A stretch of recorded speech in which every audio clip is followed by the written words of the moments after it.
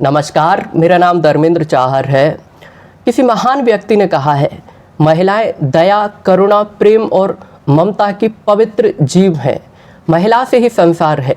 महिला के कोमल हृदय में सूर्य जैसा तेज, समुद्र जैसी गंभीरता, चंद्रमा जैसी शीतलता, पर्वतों जैसी मानसिक ऊंचाई, पृथ्वी जैसी क्षमता निवास करती है। महिलाएं हमारे देश भारत में चाहे एक दादी माँ के रूप में हो, जिनकी कहानियों के माध्यम से जीवन को ज्ञान से सराबोर कर देने वाली शिक्षा मिलती है, चाहे महिलाएं हमारी एक माँ के रूप में हो, जिसकी दया, करुणा, स्नेह, ममता से भरे जीवन में सर्वोत्तम शिक्षा प्राप्त होती है। महिलाएं चाहे हमारी एक बहन के रूप में हो, जिनके प्यार से मनुष्य को जीवन जीना सीखा जाता है। महिलाएं चाहे जीवन साथी के रूप में हो, जो हर एक परिस्थिति में, हर एक चुनौती में पुरुषों के साथ सटीकता से यानी कि मजबूती के साथ खड़ी रहती हैं। महिला के बिना जीवन की कल्पना करना अधूरा है। हमारे देश भारत की अर्थव्यवस्था में महिलाएं पुरुषों की तुलना में अधिक महत्वपूर्ण भूमिका निभाती आई हैं। हमारे देश भारत में महिलाओं के हितों की रक्षा के लिए किस प्रकार से सरकारों ने समय समय पर कानून बनाए हैं, जो महिलाओं को डायरेक्टली, प्रत्यक्ष या अप्रत्यक्ष तौर पर सीधे बेनिफिट मुहैया करवाती हैं। तो आइए एक एक करके हम जानते हैं कि महिलाओं के हितों की रक्षा के लिए हमारे देश भारत की सरकारों ने कितने प्रकार के कानून बना रखे हैं, जो महिलाओं को आर्थिक, सामाजिक, राजनीतिक तौर पर मजबूत बनाते हैं। सबसे महत्वपूर्ण कानून जो सरकारों ने महिलाओं के हितों में बनाया है वो है the provision of child marriage act 2006। किसी भी समाज के विकास में महिलाओं का शिक्षित, एजुकेटेड होना बहुत आवश्यक होता है। शिक्षित महिला परिवार से लेकर के समाज तक एक महत्वपूर्ण योगदान देती है। शिक्षा को ध्यान में रखते हुए सरकारों ने महिलाओं की मिनिमम एज ऑफ मैरिज 21 वर्ष निर्धारित की है। 21 वर्ष से कम उम्र में शादी करना अब एक अपराध की श्रेणी में आता है। महिला और पुरुष की समान उम्र शादी की अब 21 वर्ष है। हमारे देश भारत में नाबालिग लड़कियों की शादी सामाजिक व आर्थिक कमजोरी की वजह से माता पिताओं के द्वारा 21 साल या 18 साल की उम्र से पहले कर दी जाती थी, जो हमारी समाज में एक बहुत बड़ी समस्या थी। हमारे देश भारत में बाल विवाह एक बहुत बड़ी समस्या आज भी है। एक सर्वे के अनुसार अगर हम देखें तो प्रतिवर्ष लगभग भारत में ही 30 लाख नाबालिग लड़कियों की शादी उम्र से पहले कर दी जाती है, जिसकी वजह से उनका जीवन आर्थिक, सामाजिक तौर पर पिछड़ता है। तो provision of child marriage act 2006 का जो मुख्य उद्देश्य है वो महिलाओं को बाल विवाह रोकना, वह शिक्षित, वह कार्यकुशल बनाना है। बाल विवाह पर पूरी तरह रोक लगाना और लड़कियों को शिक्षा के अवसर उपलब्ध करवाना तथा रोजगार सुनिश्चित करना है। The provision of child marriage act 2006 के अंडर नाबालिग लड़कियों को शादी करना एक प्रकार से अपराध है। इसके अंदर अगर कोई भी माँ बाप या रिश्तेदार या कोई भी व्यक्ति बाल विवाह को बढ़ावा देता है तो इसमें जो प्रावधान किए गए हैं सजा के तौर पर वो बहुत ही कठोर है। बाल विवाह एक प्रकार से कॉग्नाइजेबल ऑफेंस है, जो कि नॉन बेलेबल है। इसमें किसी भी व्यक्ति को 2 साल तक की इम्प्रिजनमेंट यानी कि 2 साल तक की सजा हो सकती है और 1 लाख रुपए तक का जुर्माना लग सकता है। तो बाल विवाह को रोकने के लिए हमारे देश की सरकारों ने राज्य स्तर पर और केंद्र स्तर पर तो provision of child marriage act के विभिन्न प्रारूपों का निर्माण किया है, जो बाल विवाह को पूरी तरीके से खत्म करता है, वह रोकता है, जिससे कि महिलाएं शिक्षा पा करके रोजगार के अवसर प्राप्त कर सकें, जिससे कि उनका जीवन खुशहाल हो सके। दूसरा जो सबसे महत्वपूर्ण कानून है वो है स्पेशल मैरिज एक्ट 1954 यानी कि विशेष विवाह अधिनियम 1954, जो महिला को पूर्ण स्वतंत्रता प्रदान करता है कि वह अपनी इच्छा से अपना जीवन साथी का चुनाव करे। स्पेशल मैरिज एक्ट 1954 महिलाओं को धर्म, जाति जैसे सामाजिक भेदभाव से ऊपर उठकर जीवन साथी का चुनाव करने की स्वतंत्रता प्रदान करता है। स्पेशल मैरिज एक्ट 1954 के अनुसार हर एक भारतीय पर, चाहे वो हिंदू हो, मुस्लिम हो, सिख हो, ईसाई हो या बौद्ध हो, हर एक व्यक्ति पर स्पेशल मैरिज एक्ट 1954 लागू होता है। स्पेशल मैरिज एक्ट 1954 के अनुसार इंटर रिलीजन और इंटर कास्ट मैरिज को कानूनी तौर पर रजिस्टर वह एफिलिएशन मुहैया करवाना इसका मुख्य उद्देश्य है। तीसरा जो सबसे महत्वपूर्ण कानून है वो है डाउरी प्रोविजन एक्ट 1961 यानी कि दहेज निषेध अधिनियम 1961। हमारी समाज में दहेज देना वह लेना विवाह के समय भारतीय संस्कृति नहीं है। भारतीय संस्कृति के लिए दहेज एक अभिशाप है जिसका समाधान आज की नई पढ़ी लिखी पीढ़ी बखूबी कर रही है। आज की नई पढ़ी लिखी पीढ़ी दहेज की जगह शिक्षा की वकालत करती है। महिला और पुरुष यानी कि लड़के और लड़कियां समान शिक्षित हो, शिक्षा पा करके वह अपना जीवन यापन खुशी खुशी करें। डाउरी प्रोविजन एक्ट 1961 समाज में से दहेज को पूरी तरीके से प्रतिबंध करता है। आईपीसी सेक्शन 498A के तहत किसी भी व्यक्ति द्वारा दहेज की मांग करना, जिसमें चाहे माता पिता हो, पति हो, रिश्तेदार हो या किसी अन्य व्यक्ति द्वारा दबाव में दहेज को देना वह लेना या सहयोग करना अगर किया जाता है तो एक प्रकार से अपराध की श्रेणी में आता है, जिसमें लगभग 5 साल से लेकर के 14 साल तक की इम्प्रिजनमेंट हो सकती है।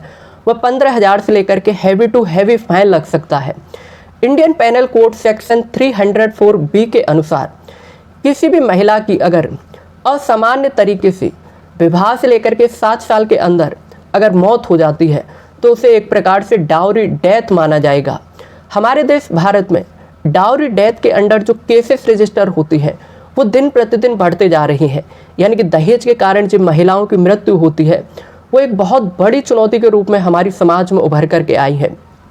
डाउरी डेथ हमारी समाज में बहुत विकराल रूप में उभर करके आई है। अर्थव्यवस्था के विकास में जैसे जैसे हमारे देश भारत की अर्थव्यवस्था का विकास हुआ है उसी तरीके से दहेज का रूप रंग और दायरा भी बहुत तेज़ी के साथ बढ़ा है।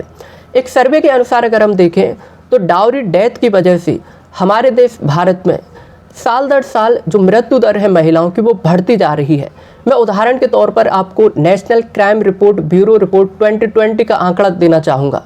2018 में लगभग 7,167 महिलाओं की दहेज के कारण मौत हुई है। 2019 में लगभग 7,141 महिलाओं की दहेज के कारण या डाउरी डेथ की वजह से मौत हुई। 2020 में लगभग 7,045 महिलाओं ने दहेज के कारण अपनी जान गंवाई है।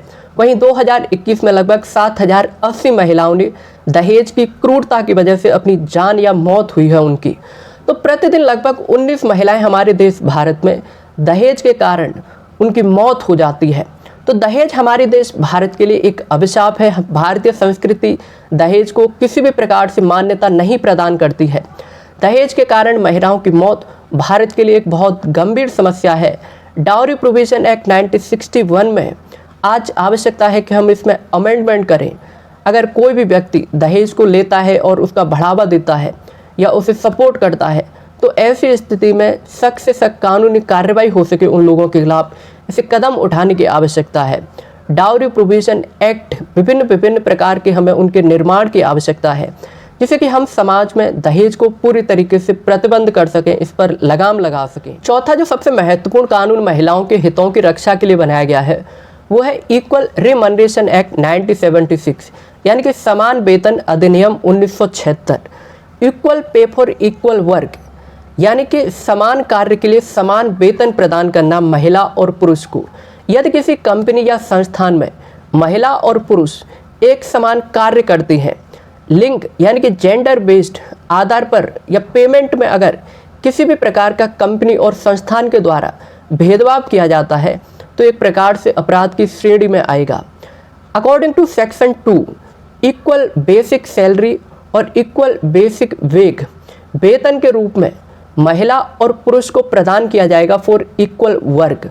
अगर ऐसी स्थिति में वेतन के आधार पर कोई भी किसी भी प्रकार का भेदभाव किया जाता है महिला और पुरुष में तो एक प्रकार से अपराध माना जाएगा जिसमें हैवी टू हैवी फाइन लग सकता है उस कंपनी और संस्थान के खिलाफ।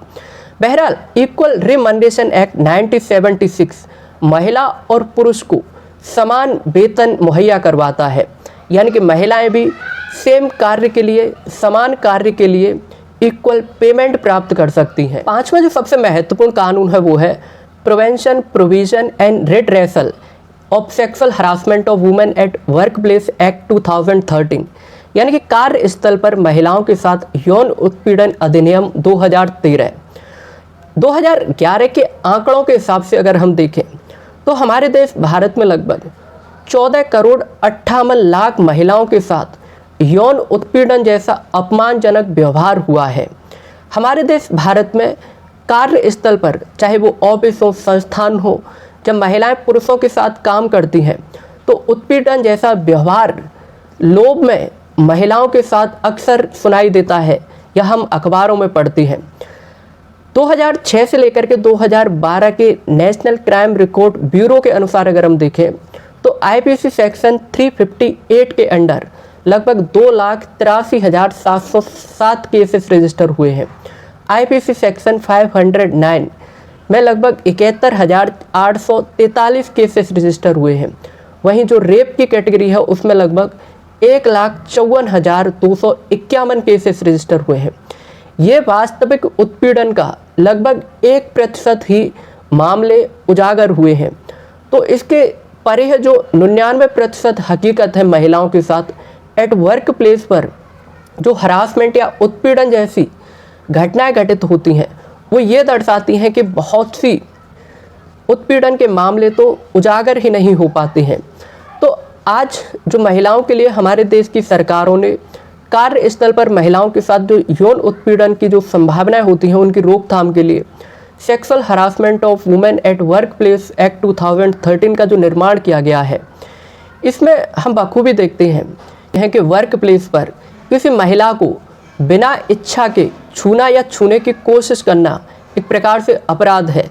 शारीरिक रिश्ता या यौन संबंध बनाने के लिए महिला को मजबूर करना या मांग करना, जिसमें चाहे धन हो या प्रमोशन के लोभ में या किसी ऑफेंसिव पिक्चर या फिल्म या वीडियो को दिखाना वर्क प्लेस पर एक प्रकार से वर्क प्लेस हरासमेंट या अपराध कहलाएगा।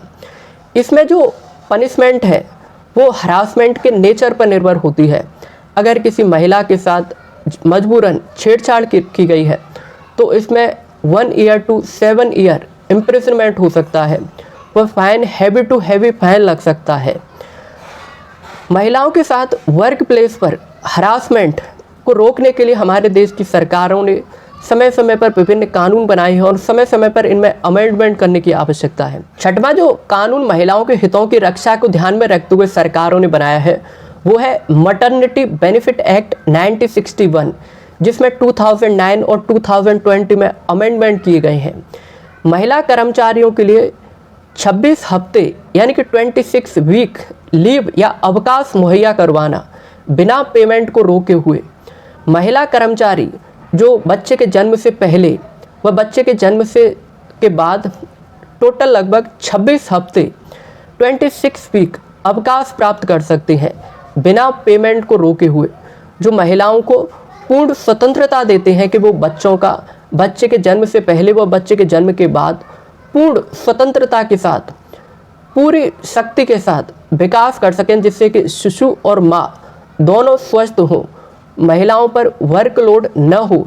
इसी को ध्यान में रखते हुए मटर्निटी बेनिफिट एक्ट 1961 का निर्माण सरकारों ने किया है और इसमें समय समय पर अमेंडमेंट किए हैं। तो ये ऐसे कानून हैं जो महिलाओं को सीधे प्रत्यक्ष या अप्रत्यक्ष तौर पर सामाजिक, आर्थिक, राजनीतिक तौर पर मजबूत बनाती हैं। आज ये आवश्यकता है कि हमारे देश भारत में महिलाएं सशक्त हों, महिलाएं अपने अधिकारों के लिए स्वयं आगे आएं। जब भी हम समाज के विकास की बात करते हैं, आर्थिक विकास की बात करते हैं, तो हमारे देश भारत का विकास तब तक नहीं हो सकता है जब तक कि महिलाएं बराबर पुरुषों की तुलना में विकास के निर्माण में, विकास में आगे नहीं आती हैं। आज हम बखूबी देख रहे हैं कि महिलाएं हर एक क्षेत्र में, चाहे महिलाएं एक टीचर के तौर पर प्राइमरी सेकेंडरी स्कूल में अपनी शिक्षा मुहैया करवा रही हों, या महिलाएं आज किस प्रकार से स्पेस में कदम रख रही हैं एक एस्ट्रोनॉट के तौर पर, या हम बखूबी देख रहे हैं किस प्रकार से आसमान में महिलाएं एरोप्लेन उड़ा रही हैं, एयरक्राफ्ट उड़ा रही हैं। महिलाएं समाज, परिवार से लेकर के समाज के विभिन्न क्षेत्रों में एक महत्वपूर्ण भूमिका निभाती हैं। मुझे उम्मीद है कि हमारे देश भारत में महिलाओं के लिए भी संपत्ति में बराबर अधिकार हो, महिलाएं भी बखूबी देश की आर्थिक विकास में अपनी महत्वपूर्ण भूमिका निभा सकें।